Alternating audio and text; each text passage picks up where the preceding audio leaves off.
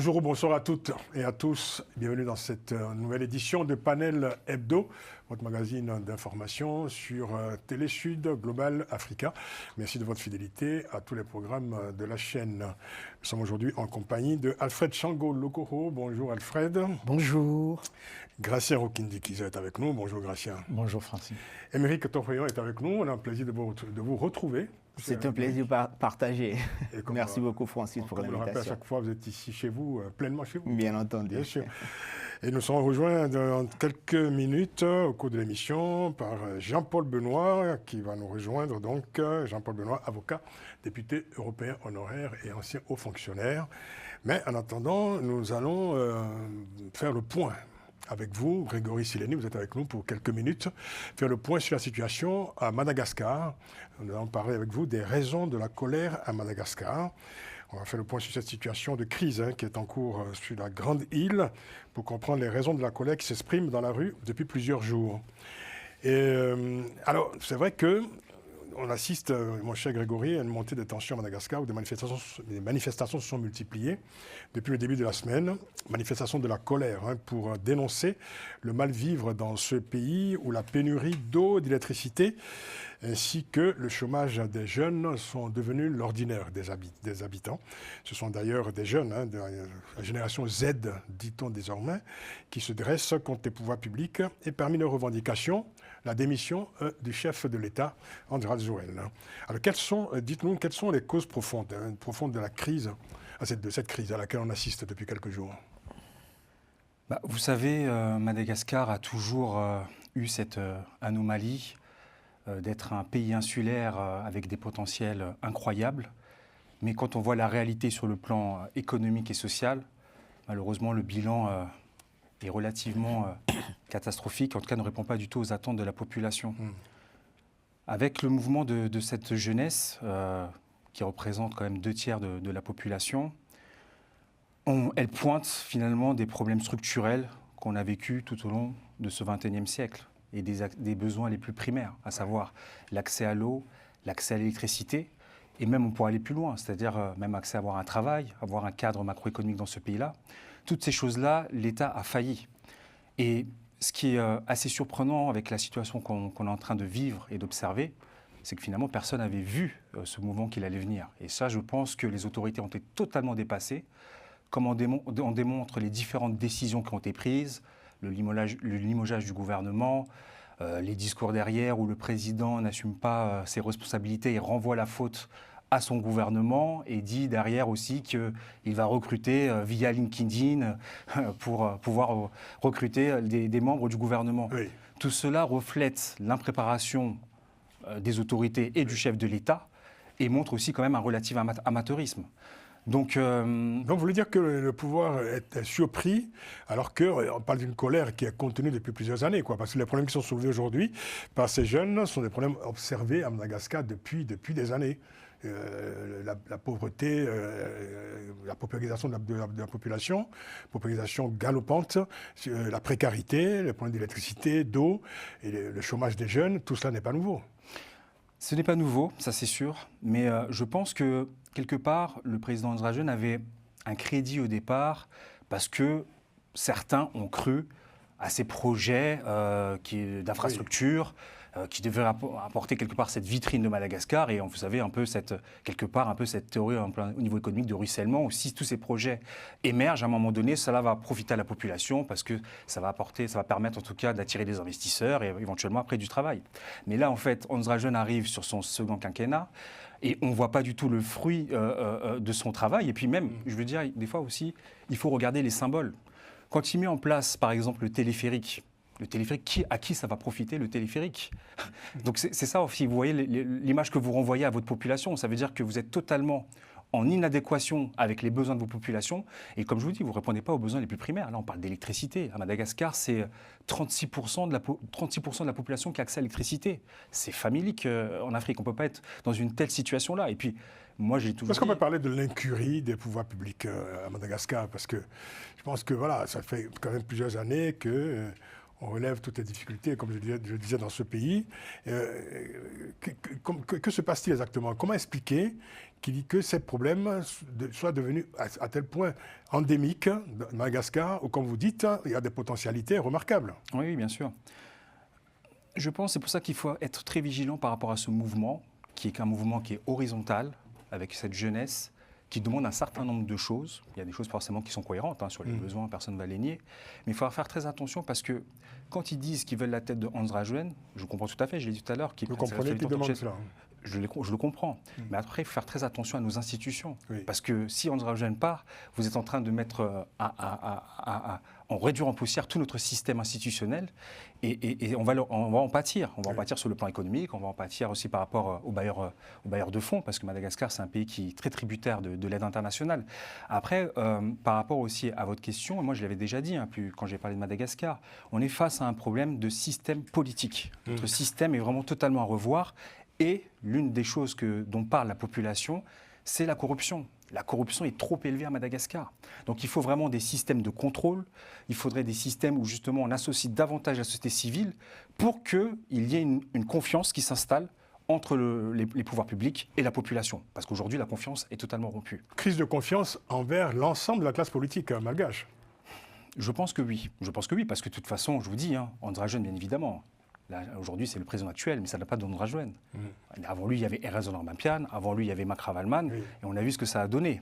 Donc oui, je pense qu'il y a une confiance qui est totalement rompue. Et ce qu'on appelle l'opposition ne semble pas représenter aux yeux de la population une alternative convaincante. Ce n'est pas une alternative crédible. De toute façon, on le voit déjà, ne serait-ce qu'aux résultats qu'obtiennent l'opposition dans les différents scrutins qu'ils peuvent avoir. Et je vous dis, là, je pense qu'il faut profiter de ce momentum pour rebâtir Madagascar, repartir sur quelque chose de solide où la société civile est complètement engagée. Est-ce que, alors, le président Hans Rajwen a donc limogé l'ensemble de son gouvernement, mesure spectaculaire qui fait davantage penser à de la communication plutôt qu'à une réponse pertinente à la crise? C'est ça. Je pense qu'il y a eu une totale précipitation parce que dans un premier temps, il y avait déjà eu le limogeage du ministre de l'Énergie. Ensuite, s'en est suivi celui du gouvernement. Et en plus, ça avait un symbole fort pour le coup, parce qu'on sait que Christian Tsai, le Premier ministre, était là depuis 2018. C'était le Premier ministre qui est resté le plus longtemps à la primature. Et je vous dis, il y a eu une incompréhension parce nous-mêmes les observateurs, on ne pouvait pas le voir qu'il allait y avoir un tel mouvement. Et il y a quelque chose qui est en train de se passer, on l'a vu dans les pays asiatiques, on le voit aussi aujourd'hui en Afrique, au Maroc et à Madagascar.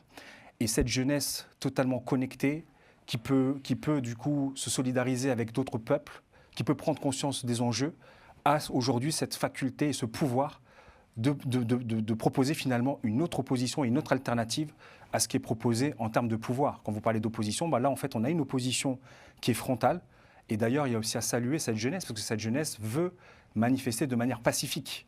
Ce que je pense c'est tout à fait louable et montre tout ce volontarisme et cette volonté de changement du peuple malagasy. Quand on dit souvent que la nature a horreur du vide, est-ce qu'on peut dire qu'aujourd'hui l'opposition, la véritable opposition malgache est dans la rue? C'est cette génération Z. Oui, je pense que oui. De toute façon, là on est en train de voir progressivement que tout ce qui peut représenter d'autres segments de la société civile, par exemple, on a les syndicats qui sont en train de s'associer à la Gen Z, et que oui, l'opposition se situe là, mais c'est pour ça que j'appelle vraiment à ce que au sein de cette jeunesse, qu'il ne faut pas tout démolir en disant on veut la tête du président Rajwen. C'est très important, parce qu'en fait, on peut construire quelque chose avec le président en exercice, parce qu'il faut préserver la démocratie qui existe à Madagascar, mais il faut les systèmes de contrôle derrière pour que les choses ne se fassent plus comme avant. Parce que ce n'est pas une histoire, on va nommer quelques CV via LinkedIn, on met des posts pour faire plaisir, et ça sera que de la communication, et ça ne servira à rien. Il faudra vraiment des instances de contrôle pour repartir sur quelque chose de nouveau. Une dernière question, bien sûr, vous avez commencé à y répondre. Est-ce que le pouvoir de Hans Rajwen peut survivre à cette crise? C'est très difficile, honnêtement, difficile de se prononcer, et on essaie plutôt d'analyser la situation. Je pense que là, ce qui se dit, ce qu'il faut savoir, c'est que les rumeurs qui circulent, ce serait un général qui prendrait la primature à Madagascar. Ah oui, c'est ça le message qui est envoyé à la population pour soi-disant incarner une certaine neutralité. Sous quelle forme alors? Sous forme d'un consensus ou d'un coup d'État? Non, là, ce serait là, vous savez qu'il est à la recherche d'un Premier ministre, donc il doit nommer le Premier ministre, ça c'est constitutionnel. Donc voilà, après vous savez qu'il a... Enfin, lui il serait toujours à son poste et il se ferait accompagner par un général. Ce serait le général serait nommé, ce serait le choix, c'est encore des décisions. Un compromis politico-militaire en fait. En tout cas, voilà, c'est ce qui se dit dans les rumeurs. C'est une hypothèse. Et jusqu'à la preuve du contraire, de toute façon, jusqu'à présent, il a quand même toujours cette majorité relative au niveau de l'Assemblée nationale. Il est encore le président en exercice. Après, que dire de son avenir? Est-ce qu'il y restera? Bon, pour le moment, en tout cas, c'est encore lui le chef de l'État. Merci beaucoup, Grégory Sileni, pour ce point complet, précis, sur la situation de crise en cours à Madagascar. Et je rappelle, vous êtes analyste politique, mais aussi, surtout, cofondateur de Madagascar Média. Merci, on vous retrouve prochainement dans cette émission, dans Panel Hebdo. Merci d'être venu pour nous faire le point sur cette situation à Madagascar que nous allons continuer à suivre, bien entendu. Merci Francis. Le sommet de cette édition à présent. Dans cette édition, nous ferons de nouveau un point sur le conflit en cours à l'est de la RDC, 5 mois après l'accord de paix signé à Washington entre la RDC et le Rwanda. Le 22 septembre dernier, il y a quelques jours donc, au siège de l'ONU, le président congolais Félix Tshisekedi a clairement accusé le Rwanda de multiplier des manœuvres pour retarder la mise en application de l'accord entre les deux pays. Difficile de déceler le moindre signe d'apaisement. Nous reviendrons également dans cette émission sur la condamnation à 5 ans d'emprisonnement de l'ancien président français Nicolas Sarkozy, une première sous la Ve République. Enfin, un troisième et dernier sujet, la décision des 3 pays de l'Alliance des États du Sahel de se retirer de la Cour pénale internationale. Décryptage des ressorts de cette décision tout à l'heure dans cette émission. Voilà pour le sommaire. On commence par le face-à-face RDC-Rwanda, des tensions, des accusations. Et quelques conséquences. 5 mois après la signature d'un accord de paix entre la RDC et le Rwanda, le Congolais Félix Tshisekedi a donc affirmé le 22 septembre dernier au siège de l'ONU à New York que, alors que le Congo est prêt à faire la paix, je le cite, le Rwanda ne cesse de multiplier des manœuvres destinées à retarder le plus possible le processus. Fin de citation. Il faut dire que dans l'est de la RDC, la tension est toujours vive entre le mouvement du 23 mars, le M23, soutenu par le Rwanda, et l'armée congolaise. Alors, Alfred, je me tourne vers vous parce que lors d'une précédente émission, vous étiez très, très optimiste quant aux chances de retour à la paix dans cette région. Il faut dire que les faits ne vous donnent pas raison. Non, ce n'est pas ça. Je reste optimiste. Ah bon? Mais je rappelais simplement ici, et Tshisekedi l'a rappelé dans son mot aux Nations... a démoli votre optimisme. Non, aux Nations Unies, il a très bien rappelé une accalmie qui diffère l'arrivée de la paix ne sert à rien. Il faut aller vers la paix véritable. Et aller vers la paix véritable, c'est respecter non seulement l'accord de Luanda, c'est aussi l'accord de Washington, c'est aussi la déclaration d'intention de Doha et, au bout du compte, l'application de la résolution 2773 signée en février de cette année-ci. Rappelant effectivement sa disponibilité pour la paix, mais appelant de l'autre côté... Oui, il est disponible pour la paix. Oui, rappelant... C'est ça, il l'a rappelé à plusieurs... Voilà ce qu'il dit quand même, je le cite à nouveau. Oui. Le Rwanda fait semblant d'avoir retiré ses troupes, mais en réalité, les troupes rwandaises continuent d'être présentes sur le sol congolais et d'appuyer les supplétifs du M23. Kigali cherche à gagner du temps pour que la crise s'aggrave. Voilà ce que dit le président congolais. Oui, mais il n'y a pas que cela qu'il dit dans son intervention. C'est ce qu'on appelle l'optimisme, ça. C'est ça. Non, mais lui-même, il est assez persistant. Oui, non, ça. Moi, je reprends ce que lui-même dit au bout du compte, même dans la conclusion de son intervention. La disponibilité à la paix, mais appelant... pour faire la paix. Oui, mais appelant les Nations Unies, justement, à appliquer des sanctions ciblées sur les officiels rwandais qui soutiennent le M23 appelant à respecter ce plan, c'est-à-dire le mécanisme qui a été mis en place pour non seulement le retrait de troupes rwandaises de RD Congo, mais aussi le départ du M23 AFC des territoires qu'ils occupent, le retour de l'armée congolaise et de l'État congolais dans ces deux espaces qui sont occupés par le M23 avec l'appui des RDR. Donc, dans tout le discours de Tshisekedi, quand vous le réécoutez, je l'ai réécouté encore ce matin, c'est vraiment le mot qui transparaît, la paix, la paix, la paix, mais il faut respecter les conditions des accords qui ont été signés. Donc, je tourne vers l'ONU maintenant. Alors, à quoi a servi le document signé dans le bureau ovale Mais si, mais il a rappelé la cohérence de tout cela. Ah bon. La résolution 27... cohérence, oui, mais la cohérence, c'est la résolution 2773 qui est reprise dans l'accord de Washington et dans la déclaration de Doha, disant ça c'est l'élément clé justement qui doit permettre, puisque le Rwanda a reconnu justement sa responsabilité dans ce qui se passe à l'Est en signant l'accord de Washington, et dans cet accord il est rappelé très clairement que la résolution 2773 est la colonne vertébrale de la chose. Voici. En même temps, pour la déclaration de Doha, il a rappelé, il dit, avec le M23, on est en train de négocier justement la paix. Mais donc, oui. On a l'impression que le Congo parle tout seul, avec lui-même. Hein. Non, pas vraiment. Ça, c'est l'impression, comme tu dis, Francis. Oui. Mais la réalité sur le terrain est que, effectivement, malgré les velléités de continuer les combats, etc., comme je l'ai dit la dernière fois, la situation est figée. Mais la réalité est aussi celle-ci, parce que là, je vais vous lire quand même un communiqué de l'AFC, Alliance Fleuve Congo, qui dit ceci: à compter du 1er novembre 2025, l'AFC et le M23 n'autoriseront plus l'accès aux zones sous leur contrôle avec des documents de voyage délivrés par le régime de Kinshasa. Cette mesure s'appliquera à tous les territoires administrés par notre mouvement, notamment Bukavu, ainsi que plusieurs localités du Kivu et du Sud Kivu. J'en perds évidemment mon latin, si je puis dire. Alors, face à l'effondrement institutionnel du pouvoir de Kinshasa, l'AFC M23 affirme sa souveraineté sur toutes les zones libérées et invite les voyageurs à se conformer aux nouvelles directives. Oui.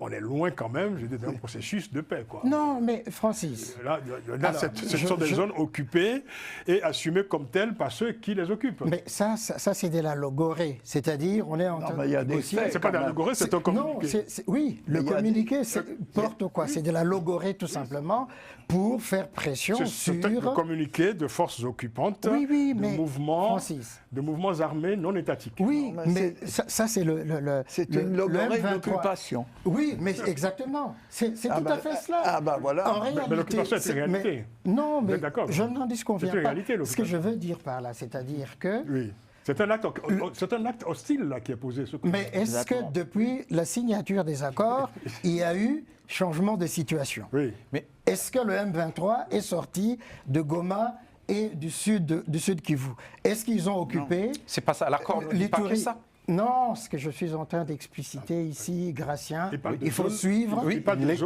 ils sont occupés, mais c'est le nord Kivu et le sud Kivu. Ça veut dire que Bukavu seulement. Vous, Alfred, vous ne pouvez pas vous rendre aujourd'hui dans ces zones. Si.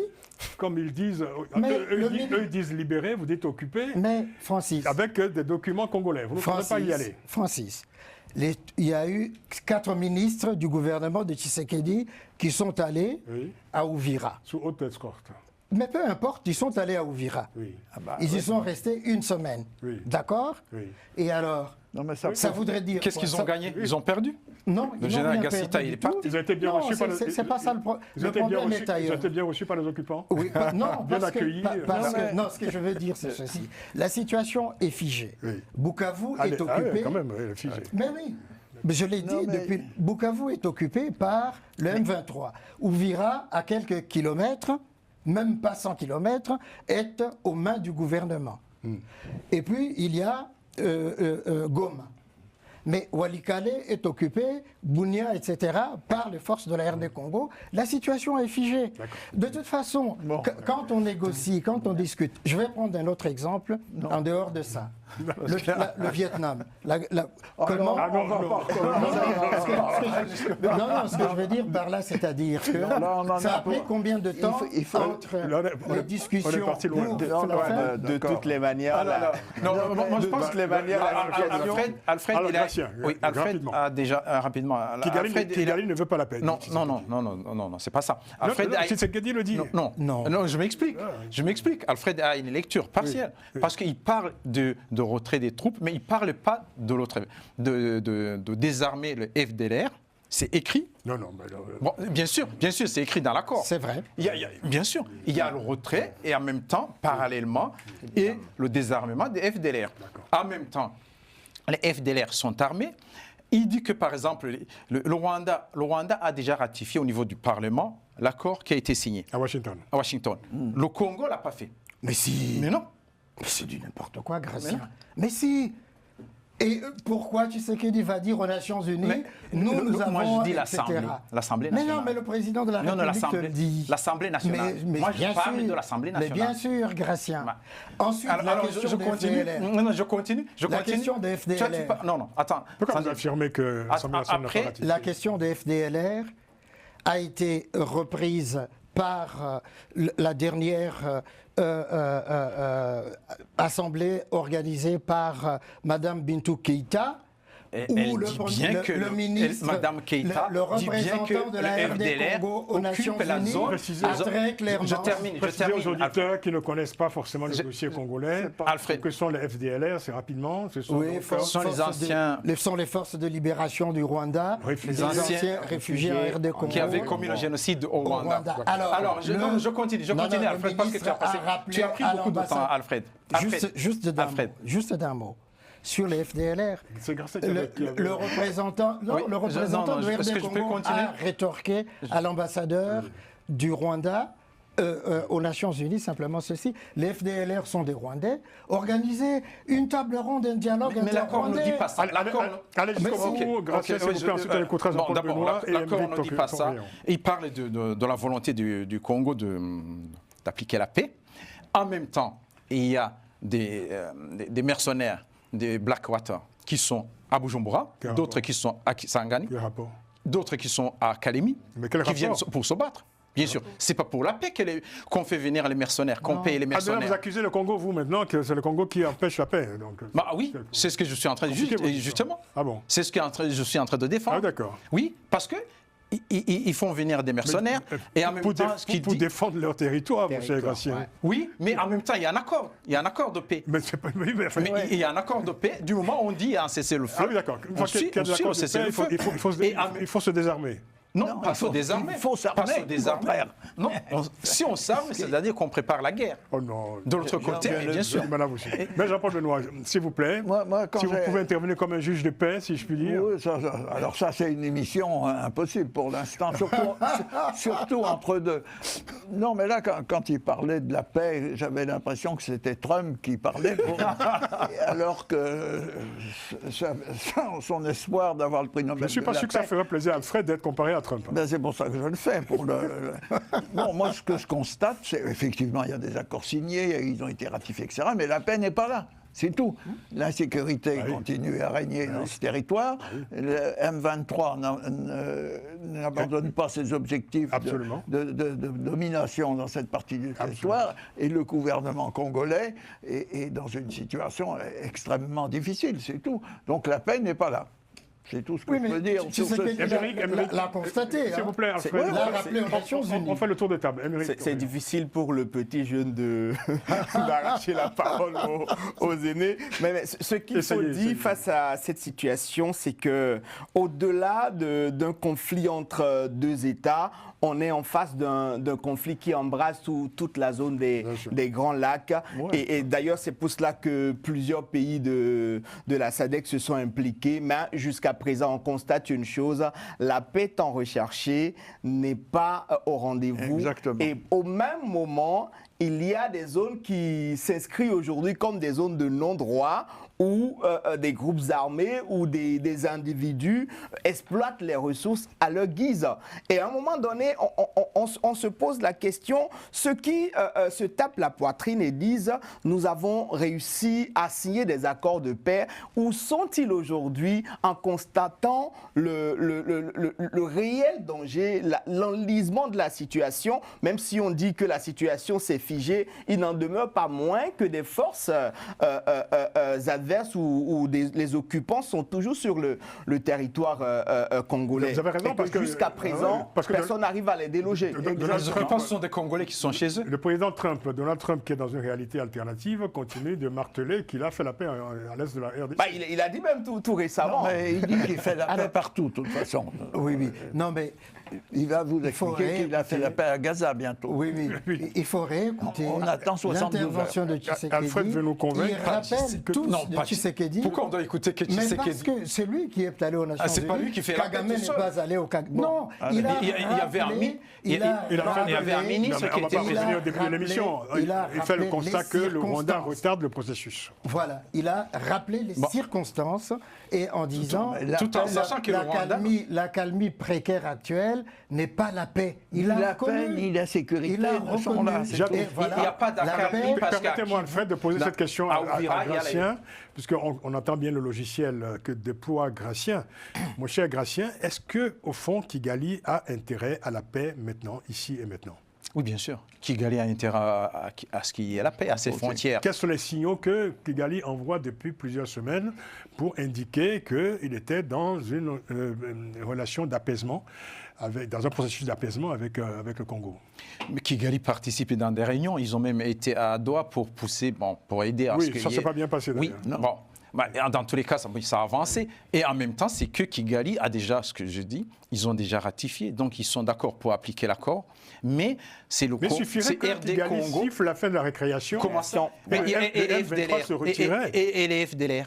Non, le M23, attention, on a signé, on négocie à Doha et on négocie à Washington. FDLR, c'est et à Doha, c'est le l'épouvantail. M23, c'est pas le Rwanda. permanent. Donc il y a le M23 qui se bat avant même qu'on parle du Rwanda. Est-ce que Mais non. Mais bien sûr, Est-ce que le M23 est en train... était toujours Le soutenu M23 par est le entré par Rwanda, où? par le RDR. Non, le M23 est entré Mais par par le l'Ouganda. RDR. Pourquoi les Congolais Par ne le parlent RDR. pas de Mais l'Ouganda? Ils sont Mais entrés non. par Mais l'Ouganda. Puisque Grâce ne répond pas, Alfred, est-ce que les FDLR sont aujourd'hui un véritable obstacle à la résolution du conflit à l'est de la RDC, oui ou non? Je dis fermement non. Alors, Fermement C'est non. pas Mme Keïta disait. Parce que la preuve, c'est que quand Goma est tombé aux mains du M23, qu'est-ce qu'ils ont fait? Ils ont rapatrié combien des FDLR au Rwanda? il y en a qui sont partis au Rwanda. Combien qui sont partis dans les forêts et qui sont rentrés. Combien sont Ils partis les dans les ont forêts Et qui ont été bien accueillis d'ailleurs. Exactement. Donc, il y a là, c'est un épouvantail, comme vous l'avez dit, Francis, que le Rwanda brandit constamment pour ne pas, se réconcilier, discuter avec les FDLR qui sont des Rwandais, qui sont venus Comment avec ça les négocier Congos, alors que les gens qui ont commis le génocide? Non. Mais ce sont des Rwandais, qu'ils aient commis le génocide ou pas, ce sont donc des le Rwanda Rwandais. ne va pas et négocier le avec Rwanda, ces gens. mais il doit discuter Non, avec eux. non. Mais il va Mais faire quoi? l'accord Non, ne mais dit il va pas. faire quoi L'accord avec ne eux? parle Ce pas sont de des négociation. Rwandais. S'ils ne sont pas nombreux, Mais ce pourquoi sont des le Rwandais. Congo ne Tu les sais arme très pas? bien, Pourquoi le Congo Gracien, les désarme tu pas? le sais très bien, Pour tu en avoir as la paix. rencontré à Kigali. Francis, Les anciens FDLR Oui, bien rentrés sûr, au ils Rwanda, rentrent. tu les as rencontrés. moi, je veux dire une seule chose. Quand j'écoute le débat entre nos deux amis, c'est la preuve que la paix est très difficile. Merci, Parce qu'ils merci. Mais non. n'arrivent pas à faire la paix du vocabulaire entre eux. C'est une illustration Non. parfaite. Les femmes rwandaises réconcilient. Pour conclure, Eric. Non, pour conclure, je pense qu'à un moment donné, il va falloir mettre tous les accords sur la table et se décider enfin de les respecter. Parce que les hommes signent les accords, mais ce sont les hommes qui doivent aussi prendre la résolution personnelle de pouvoir mettre fin à cette crise. Et je pense qu'il y a deux égos qui s'affrontent, l'ego de Tshisekedi et l'ego de M. Paul Kagame. Et ça, sans qu'on ne mette tout ça sur la table pour pouvoir disséquer la chose et se regarder en face pour dire il faut qu'on fasse la paix des braves pour pouvoir aller à une résolution totale de la crise. On ne sortirait pas Et pendant de cette après 30 ans de cycle de négociations violence. continuent sous l'égide du Qatar. Hein. Exactement. Entre le M23 et Kinshasa. Ah ben, On se demande finalement à quoi servent Et ces au niveau négociations. économique, ça avance, c'est les négociations entre les deux pays. Oui, il faut mais le dire. exactement, C'est c'est pourquoi surtout je dis- l'économie qui avance plus que la Mais situation c'est- sur le c'est- terrain. Oui, mais Bon. c'est pourquoi je dis tout ce que nous venons de dire ici, Tshisekedi l'a dit dans son discours aux Nations Unies. Donc il n'y a rien de nouveau. Il a fait tout ce constat. Ah, finalement, on fait le mais même oui. tout le temps. On est en train de se tourner C'est ça. sur, Et lui, il a soi-même. dit justement, tous ces accords-là ne serviraient à rien si on ne les respecte pas, si les Nations Bon, bah, Unies, ça, c'est une si les évidence. partenaires, donc il faut les mettre. Non, mais attends. Donc, Mais expliquez que si on n'applique pas un accord, il ne sert à rien. que ça, c'est Kigali c'est aujourd'hui vraiment- qui bloque la résolution Exactement. du conflit.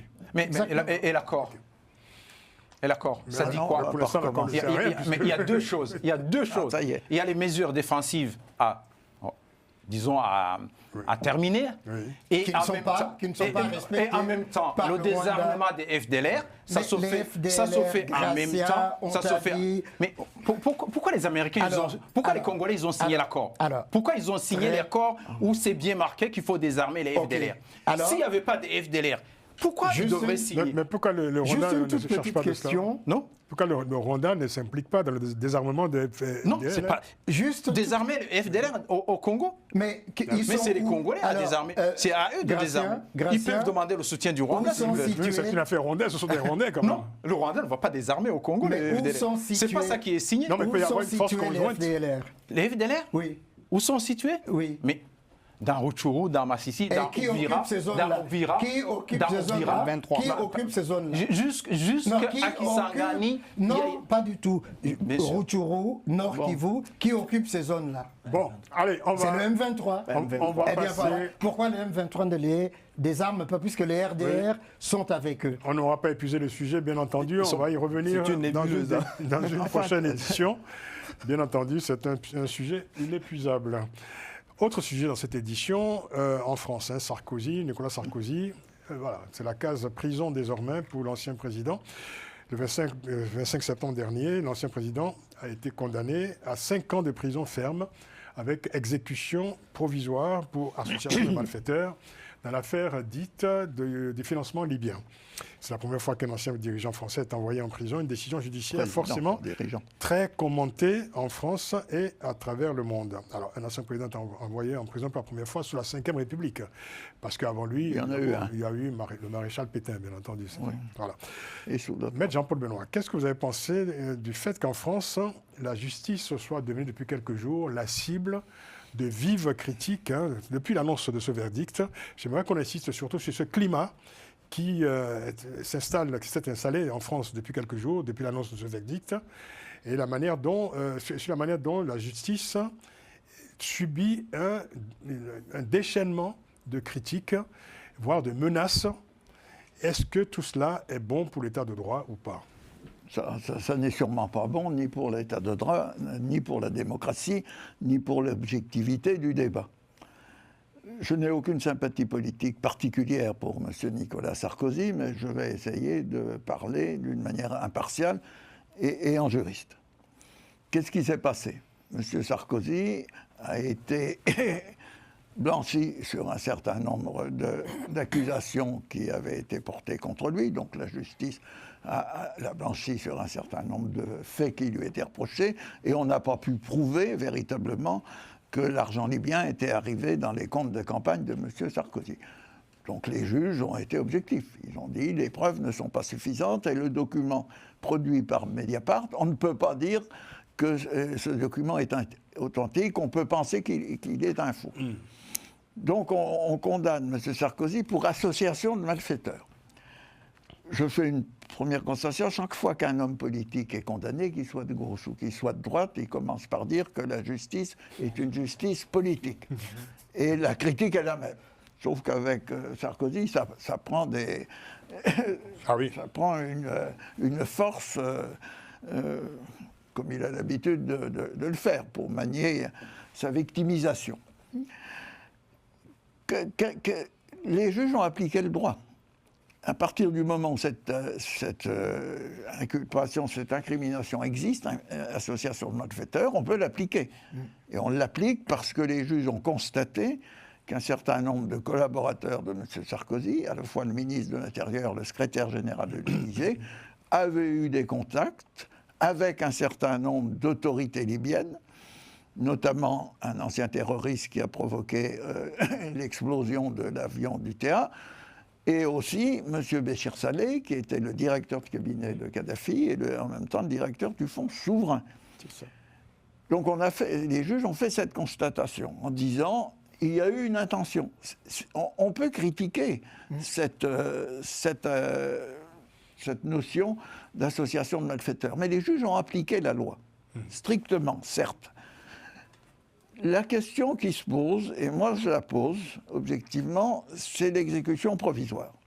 Dans la mesure où l'exécution provisoire a été prononcée, on se focalise sur cet aspect du dossier. Et on ne parle pas du reste. On doit quand même rappeler que M. Sarkozy, d'une certaine manière, est un récidiviste, puisqu'il a été condamné définitivement dans l'affaire Bismuth, et qu'il est en appel dans l'affaire concernant Big Malion et le financement de sa première campagne.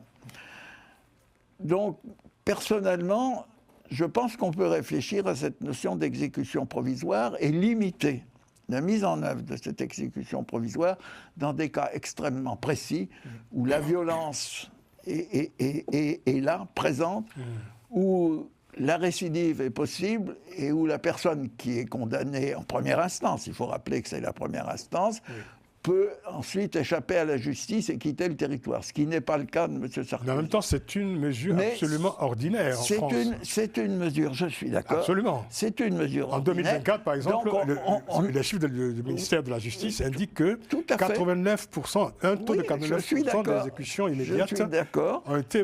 Mais les juges ont une possibilité d'appréciation. Et dans le cas précis, je pense que dans l'intérêt même de la sérénité de la justice, dans l'intérêt de l'examen objectif du fond du dossier, il eût été préférable de ne pas utiliser la procédure d'exécution provisoire. En même temps, de là à en conclure un complot. Alors, de là à en conclure que les juges n'ont pas fait leur métier, ils ont fait leur métier, ils ont appliqué la loi. Et je dois quand même rappeler à tous que la droite et l'extrême droite ont été les champions de cette loi et qui trouvaient même qu'on n'allait pas assez loin, notamment sur l'inéligibilité, puisque Mme Le Pen avait demandé que l'inéligibilité soit à vie. Donc ce sont les mêmes qui ont demandé la sévérité de la loi, qui peut se discuter. Je respecte l'état de droit, mais en même temps, je peux estimer que l'état du droit mérite d'être examiné, d'être réécrit, ou d'être adapté à l'évolution d'une société. Donc les insultes à l'égard de la magistrature et notamment les menaces de mort à l'égard de la juge, il faut quand même rappeler en plus que c'est une justice collégiale, la présidente n'était pas seule, il faut rappeler qu'il y a eu 10 ans d'enquête et les gens de Sarkozy disent que ça a duré longtemps, certes, mais toutes les procédures dilatoires ont été mises en œuvre par les défenseurs de Sarkozy pour que ça dure au maximum. Donc il y a au moins une dizaine de juges qui se sont penchés sur ce dossier, pas seulement la présidente. Donc dans l'intérêt de la démocratie, je pense qu'on doit accepter les décisions de justice. On peut critiquer une décision de justice, mais on doit toujours rappeler, est-ce que les juges appliquent la loi ou vont au-delà de la loi ? Voilà ce que je pense. Et je vais voir comment... Alors Sarkozy va sûrement aller quelques jours en prison. Il fera appel tout de suite devant la cour d'appel et je pense qu'il sera libéré très vite pour les raisons que j'ai dit. Pas de risque de récidive, pas de risque de meurtre, de violence et pas de risque qu'il quitte le territoire. Ça serait une autre séquence en tout cas. Je voulais préciser que selon les chiffres de l'année 2024 du ministère de la Justice, 89% des peines de 24 mois ont été assortis d'une exécution immédiate. Chaque cas est un cas particulier. Chaque cas est un cas particulier, dans le cadre de la loi, mais c'est la loi, quoi. Oui, le juge, dans le cadre de la loi, a une faculté d'appréciation et on peut condamner au maximum ou au minimum et on peut En ce qui concerne l'exécution provisoire, elle s'applique automatiquement s'il y a 5 ans ou plus de 5 ans, mais on peut dire on ne l'applique pas dans ce cas précis. Donc c'est la possibilité pour le juge, dans le cadre de la loi, de faire son métier d'appréciation. Alors revenons donc à ce climat qui s'instaure en France depuis quelques jours, des magistrats menacés de mort. On entend des termes tels que justice politique, coup d'État judiciaire même. Monsieur Henri Guénaud qui a parlé de coup d'État judiciaire, l'exagération complot de magistrats, etc. Et Nicolas Sarkozy lui-même a déclaré que toutes les limites de l'état de droit ont été violées. Voilà les paroles de Nicolas Sarkozy. Alors face aux déclarations de Sarkozy, depuis quelques jours, une vingtaine d'avocats ont déposé plainte contre lui pour outrage à magistrat et atteinte à l'autorité de la justice. Ces avocats accusent Nicolas Sarkozy de, je cite, discrédit délibéré porté en institution judiciaire. Exactement. Voilà donc la situation est méritée. L'exagération est toujours nuisible. Et cette défense finira par nuire à Sarkozy et à ceux qui veulent le défendre. Bon, de toutes les manières, il est évident que Nicolas Sarkozy a été condamné à plusieurs reprises d'ailleurs avec l'affaire sur les écoutes téléphoniques, avec l'affaire Big Malion, cette affaire qui concerne également le financement libyen. C'est ça la polémique qui s'enfle depuis sa condamnation à 5 ans de prison. Ce qu'on pourrait dire de manière évidente, c'est les points soulevés également par Nicolas Sarkozy qui trouve qu'il n'y a pas eu de preuve évidente de ce que l'argent, le financement libyen est financé en quelque sorte sa campagne. Et ça, sur ce point, on peut lui accorder le crédit, vu qu'il n'y a pas eu de preuve évidente. Les juges l'ont dit d'ailleurs. Les juges l'ont dit, oui. Mais on se pose la question, si les juges le disent, sur quelle base Nicolas Sarkozy est condamné? Oui, c'est vrai qu'il y a des textes. Oui. Il y a des textes, bien sûr. Il est condamné, mais on l'association de malfaiteurs. On condamne, n'est-ce pas, sur des preuves? C'est pas parce qu'on est amis à des gens qui ont en quelque sorte fricoté avec la pègre, qu'on est forcément qualifié ou qu'on est également bandit de grand chemin ou attaché à la pègre en réalité. Vous auriez pu être l'avocat de Nicolas Sarkozy, il en manquait un, c'était vous. J'analyse la situation au vu des éléments qu'on a. Oui. Et sur ces éléments, il a été dit par les juges en question qu'il n'y a pas eu de preuves évidentes. Et quand on prend Takedine, qui est un témoin clé de cette affaire, qui dit et qui se dédie, on ne sait pas qui a raison en fin de compte. Et sur ce point, on peut se poser des questions. Et il est mort d'ailleurs. Oui. Il est mort quelques jours avant le procès et la sentence l'a tué avant, n'est-ce pas? Qu'elle soit prononcée. Mais je peux aussi dire que le fait que Sarkozy ait été condamné sur plusieurs autres dossiers qui est rapport au financement, aux questions de fonds et tout ça, cela a pu en quelque sorte, je ne dirais pas directement influencer les juges, mais quelqu'un dont on a eu certainement l'évidence d'actes posés dans ce sens, quand une autre affaire arrive, parfois on ne réfléchit pas trop. Pour autant, vous comprenez que Nicolas Sarkozy, ancien président, et ses amis en écho accusent la justice avec autant de violence, de complot, de haine, de violation de l'état de droit. Non, ça par contre, je ne dirais pas qu'il faut applaudir ou accepter ce que Nicolas Sarkozy dit en accusant tout de go la justice d'être instrumentalisée. Ce qui est intéressant, c'est qu'il y a un sondage. Oui, les Français acceptent cette décision. Qui se disent à 72% choqués par les attaques contre les magistrats, et notamment contre la présidente du tribunal correctionnel de Paris. Donc près de 2 tiers des Français qui qualifient de juste l'exécution provisoire de la peine infligée à Sarkozy. Non, mais je peux dire un mot sur l'association. Rapidement, parce qu'on va écouter. Je voulais sur l'association de malfaiteurs ajouter un mot.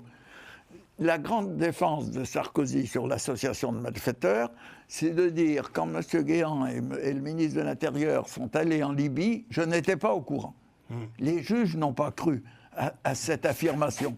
Parce que quand on sait comment fonctionne l'État, le secrétaire général de l'Élysée n'a aucun pouvoir propre. Exactement. Il ne fait que ce que lui demande le président.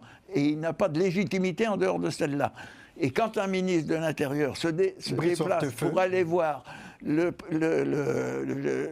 Kadhafi, le président de la République est informé. Ou alors c'est que le président de la République ne fait pas son métier. Donc les juges n'ont pas cru. Et c'était une défense de M. Sarkozy, une défense très maladroite de M. Hortefeux, de dire non, on n'était pas au courant. Et j'ai vu M. Senoussi, mais je ne savais pas que j'allais le voir. Donc ce sont des gens qui étaient complètement aveugles et qui n'ont rien vu. Alfred? Bon, je dirais... Je ne sais pas si Amérique a terminé Non, sa défense. Non, je ne défends pas. Je ne défends pas Nicolas Sarkozy. Si je dois ajouter quelque chose, et c'est une question qui me taraude l'esprit, puisque je suis très impliqué et attaché à l'Afrique, je me pose la question, qu'est-ce que la Libye gagne dans cette histoire? Déjà, la Libye, ce n'est pas la Libye qui a porté plainte. Si de l'argent libyen a circulé pour servir les intérêts de la France, pourquoi ne pas trouver en réalité où est passé l'argent et faire rendre gorge à ceux qui ont pris l'argent et retourner cela aux Libyens? Ça aiderait peut-être. C'est une question que je me pose. Il y a quelqu'un qui est condamné à 1 an à la prison et à rembourser 4 millions de dollars. C'est M. Béchir Saleh, qui était le directeur de cabinet de M. Sarkozy. Vous voyez, le lapsus est révélateur de M. Kadhafi. Et donc, il y a eu des mouvements d'argent. Le problème, c'est qu'on n'a pas pu tracer une connaissance précise du traçage, du cheminement de cet argent. Et il est arrivé sur les comptes de M. Takedine. Mais à part ça, la distribution reste opaque. Oui. Alfred. Rapidement, je ne vais pas revenir sur ce que Maître Jean-Paul a dit tout à l'heure, ni Émeric Toignon. Je dis ceci simplement, dura lex sed lex. La loi s'applique à tout le monde de la même manière. La deuxième chose, c'est que l'arrière-ban, le banc et l'arrière-ban sarkozyste qui crie au loup aujourd'hui n'a pas toujours crié au loup quand il s'agissait d'autres. Troisième chose, le document de Mediapart, par 3 fois, a été reconnu comme valide par la Cour d'appel, par la Cour de cassation. Il y avait un doute au bout du bout. Il y avait un doute. Mais la Cour de cassation avait quand même reconnu, et donc on ne peut pas dire que il n'y a pas... Mais ce n'est pas déterminant, quoi. Non, ce n'est pas déterminant, mais les juges, effectivement... Non. Je suis en train de lire les 400 pages, c'est énorme. Il faut les lire. C'est ça, exactement. Mais Maître Jean-Paul a rappelé un certain nombre de choses ici, notamment cette histoire d'association des malfaiteurs. C'est là-dessus qu'apporte la condamnation. Et le juge, l'ancien juge Portelli, l'a dit, c'est quand même assez fou qu'on se focalise sur le fait que parce que c'est un ancien président, etc., mais qu'on n'entre pas dans le fond des choses. On a parlé d'association des malfaiteurs et personne ne focalise l'attention sur ce fait qui est tout à fait important. Donc, pour moi, effectivement, Nicolas Sarkozy, c'est une racaille politique qui mérite d'aller à la santé pendant un temps, en attendant que ses avocats, etc., plaident pour qu'il puisse... De toute façon, il n'y a pas longtemps qu'on lui a retiré le bracelet électronique, hein, je crois au mois de mai de cette année-ci. Vous dites, donc, allez-y. Oui, donc c'est un délinquant politique. Hein, la racaille a nettoyé au cachet. Exactement. Non, mais il y a des mots choisis. Dans ce registre du vocabulaire, je rappelle qu'au début de son mandat, à l'époque de Nicolas Sarkozy, le journal Marianne avait fait un article avec ce titre qui est devenu un titre historique et célèbre, c'est le voyou de la République. Exactement. Il était qualifié comme tel. Tout à fait. Gracia, pour finir. Oui, pour finir, moi je suis convaincu que les juges ont été cléments par rapport au dossier en soi. Oui, justement, parce qu'ils ont retenu peu de choses. Et comme il le dit, Alfred, c'est un délinquant comme tout le monde. Dites-le à Émeric. Oui, comme les autres citoyens. Je suis étonné de voir les politiciens français qui sont censés respecter la loi, montrer le bon exemple, insulter les juges, se comporter d'une manière qu'aucun citoyen ne peut se permettre de faire de la même façon et ne pas rentrer en prison. Je pense qu'il y a une sorte entre une sorte d'immunité des politiciens quand on voit ce qu'ils font, ce qu'ils disent contre les magistrats. J'ai l'impression même, c'est le président Chirac qui disait, quand je suis président, j'ai un problème, je ne peux pas me défendre. Et les magistrats ont des problèmes, parce que les magistrats ne peuvent pas se défendre. Ils rendent justice, en même temps, on les attaque, on aurait attaqué de la même façon un citoyen ou un politicien. Mais là, il y a une plainte qui a été déposée contre Nicolas Sarkozy. Ouais. Oui, je pense même qu'il aurait fallu qu'il y ait aussi une plainte contre les certains proches de Sarkozy, quand on entend à la télé. Bon. Merci beaucoup. Alors, troisième sujet rapidement de cette édition. C'est le retrait des pays de l'AES, de l'Alliance des États du Sahel, de la Cour pénale internationale. Une décision qui a été annoncée par voie de communiqué le 22 septembre dernier. Donc, selon les textes de la CPI, de la Cour pénale internationale, ce retrait des pays de l'AES devrait être effectif dans un délai d'un an. Alors, Émeric, la décision a été prise au nom, disent-ils, de la souveraineté. Alors, en quoi ce retrait de la CPI constituait pour ces pays une décision, une urgence? Alors, quand moi j'analyse la situation et je vois déjà il y a quelques mois en arrière des velléités pour pouvoir traduire devant la Cour pénale internationale les dirigeants militaires de ces trois pays, surtout le Burkinabé Ibrahim Traoré. Pourquoi vous le mettez lui en haut de la liste? Parce qu'il y a eu des faits qui ont été... C'est vrai qu'on a parlé de Moura au niveau du Mali, mais également au Burkina Faso, il y a eu des faits et des vidéos qui ont circulé, des associations qui ont documenté des exactions des VDP qui devraient servir d'éléments pour pouvoir traduire Ibrahim Traoré et les autres membres de son gouvernement devant les juridictions sur le plan international.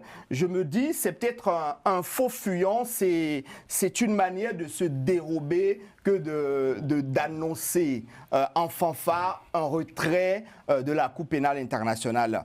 La procureure adjointe, l'un des responsables, j'allais dire, de la Cour pénale internationale a dit d'ailleurs à RFI que jusqu'à présent, il n'y a pas encore eu de notification de ce retrait. On attend les autorités des trois pays pour voir ce qu'il en est concrètement.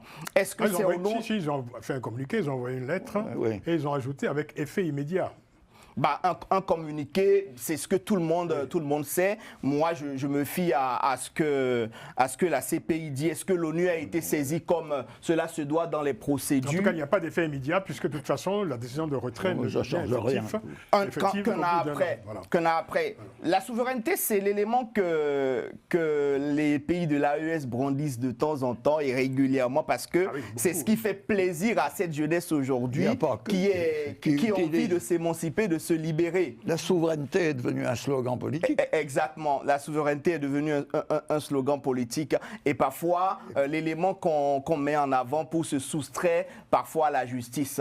Parce qu'il y a des éléments de preuve que des associations détiennent contre ces pays. Ils disent qu'ils vont installer une cour spéciale du Sahel pour juger les criminels. Mais est-ce que ces cours pourra juger également, pourra les juger eux-mêmes? C'est la question qu'on se pose et elle est légitime, je pense. Alors, Alfred, il y a eu le retrait de la CEDEAO, rupture avec des instances internationales, plusieurs, avec des partenaires également. Alors, on a l'impression que la souveraineté, c'est une affaire de rupture en cascade, quoi. Mais en réalité, c'est de l'affichage pour masquer les échecs de ces trois juntes sur le plan de la sécurité. Échec total sur le plan économique, sur le plan politique, sur le plan de la démocratie, arrestation, où on voit au front des journalistes, on tue toute contestation pour se maintenir au pouvoir. Et en réalité, c'est une sorte de énième épisode justement de cette fuite en avant de putschistes. Évidemment, par rapport à une partie de leur opinion intérieure, mais qui finira par faire pchit dans pas longtemps. Commentaire de Human Rights Watch, l'ONG. je cite, la décision du Burkina Faso, du Mali et du Niger de se retirer de la Cour pénale internationale compromettra l'accès à la justice pour les victimes d'atrocités de masse, exposant ainsi tous les civils à un risque accru. Et l'ONG ajoute ceci, je cite toujours, en annonçant leur retrait de la Cour pénale internationale, les dirigeants du Burkina Faso, du Mali et du Niger privent leur population d'une voie internationale importante pour obtenir justice et réparation. Et donc l'ONG rappelle évidemment tous les crimes contre l'humanité, des crimes de guerre qui sont aujourd'hui documentés et qui ont été donc perpétrés dans ces 3 pays, notamment, enfin, singulièrement, vous le disiez, au Mali et au Burkina Faso. Un commentaire, M. Jean-Paul Benoît.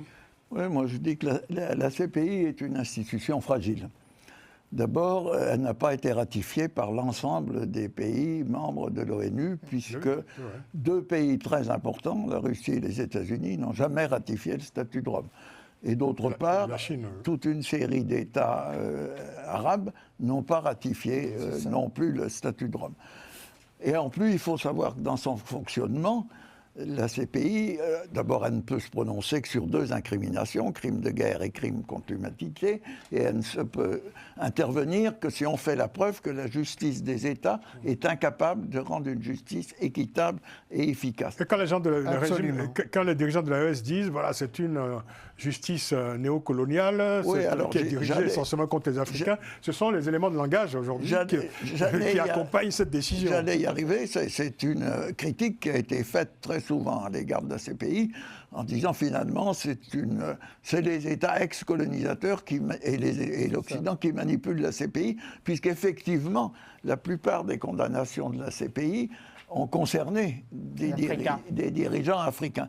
Donc cet argument a été utilisé. Donc cette Cour pénale est très fragile parce qu'en plus, pour la mise en œuvre de ces décisions, elle dépend de la coopération des États. Elle n'a pas de pouvoir militaire propre et en plus, si on fait appel au Conseil de sécurité, c'est l'appel final des décisions de la CPI. Le Conseil de sécurité ne prendra pas de décision, il y aura sûrement un veto et des États-Unis ou de la Russie. Donc c'est une instance très fragile et qui se fragilise, à mon avis, de plus en plus, d'autant plus qu'il y a un problème avec l'actuel procureur, Karim Khan, et que les 2 précédents, Mme Bensouda, était très prudente dans son... Moi, je l'ai pratiqué à propos de la Côte d'Ivoire, et que le premier procureur, M. Ocampo, était ce que j'appelle un procureur mondain qui adorait fréquenter les dirigeants de ce monde. Absolument. Et les atteintes qu'on observe actuellement contre le droit international n'aident pas à renforcer cette Cour, cette justice internationale. Non, bien sûr. Et puis ces États sont des États dictatoriaux, voilà. Donc, Pour finir, Gratien, c'est vous qui avez le mot de la fin. Oui, pour finir, bon, je suis du même avis. Je pense que ces pays, à un certain moment, on a l'impression que ça concerne plus les vaincus. Ce sont les gens, par exemple, qui étaient au pouvoir. Quand il n'est plus au pouvoir, on va l'arrêter. Et ces gens-là qui sont arrêtés, ce sont surtout des gens qui sont en Afrique. Ouais. On voit les gens des autres pays, par exemple, on voit le Premier ministre israélien, il se promène, il peut venir en France, il ne va pas être arrêté. Mais il suffit qu'il y ait un président africain qui est sous mandat, il arrive en France, il va être arrêté. Donc, il y a 2 poids, 2 mesures. Et cette Cour, pour moi, il faut la réformer. Soit tous les pays y entrent, et au niveau des juges, qui est vraiment une sorte de... qu'on regarde bien quand on enquête. Est-ce que cela explique ou justifie la décision des pays de l'AES ou pas? C'était ça la question. Hein. Moi, ça n'explique pas la décision de se retirer. Pour moi, il faudrait que même les États-Unis y entrent et que les militaires américains soient jugés de ce qu'ils ont fait en Afghanistan, dans plusieurs pays. Avec Trump, il n'y a aucune chance. On ne peut pas dire qu'on va accuser seulement les Africains. Les autres se retirent et on ne peut pas les poursuivre. Et certains même, Israël, je pense qu'Israël n'est pas membre de la Cour. Non.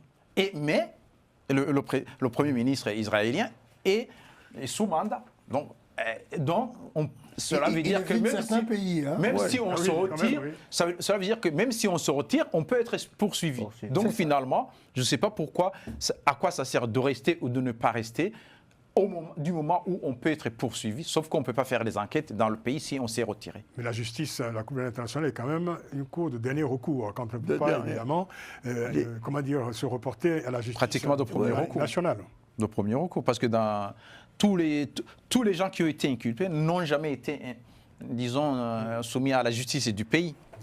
Parce que les gens ne font pas confiance souvent à la justice nationale des pays africains. C'est difficile de le faire confiance parce qu'aujourd'hui, vous voyez, quand un chef d'État finit son mandat et qu'il a été dictateur, avant de s'éclipser pour négocier sa sortie, il y a des amnisties qui sont signées et jamais les gens qui ont été victimes de sa dictature, on ne leur fait pas justice. Déjà, pour ça, quand il cède le pouvoir, Merci il y a beaucoup. une contrepartie. Sauf dans le cas d'Hissène-Habré quand même, avec la Cour africaine à Dakar. Oui, mais on fait des cours spéciales. Non, mais ça, Tout un coup spécial. ça prouve que quand on fait des cours spéciales, c'est qu'on a la CPI ne remplit pas totalement sa mission. Aussi. Et on ne peut pas obliger les États à ratifier s'ils n'ont pas envie de ratifier le statut de Rome. C'est clair. Merci. Je sens la demande pressante de la technique qui me rappelle que nous sommes arrivés au terme de cette émission. Jean-Paul Benoît, merci d'être venu. Alfred Changolokoro, merci beaucoup. Merci. Émeric Torreon, merci. Merci, C'était un plaisir. Francis. Gracien Rokindekiza, merci également. Et merci à Grégory Sileni qui était avec nous en début d'émission. Et merci bien sûr, comme je le dis à chaque fois, à l'exceptionnelle et très patiente équipe technique avec Mustapha Kanté et Romain Clicquot de Menck. Rendez-vous la semaine prochaine pour une nouvelle édition de Panel Hebdo. D'ici là, prenez grand soin de vous. À très vite.